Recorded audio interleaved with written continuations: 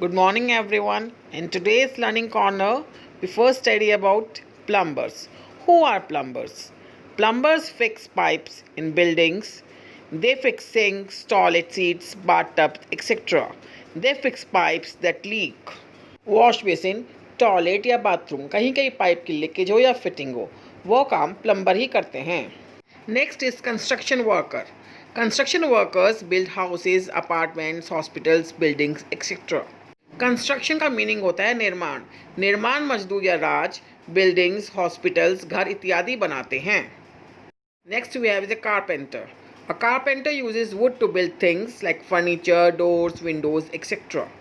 बढ़ई लकड़ी का फर्नीचर, खिड़की, दरवाजे इत्यादि बनाते हैं. अब आपके सामने कम्युनिटी वर्कर्स के कार्य लिखे हुए हैं. Number 1 fixes pipes and sinks. Number 2 delivers letters and parcels. Number 3 grows crops. Number 4 makes wooden furniture. Number 5 constructs buildings. इन 5 कम्युनिटी वर्कर्स के नेम्स लिखकर आपको अपनी मैम को दिखाने हैं. Thank you.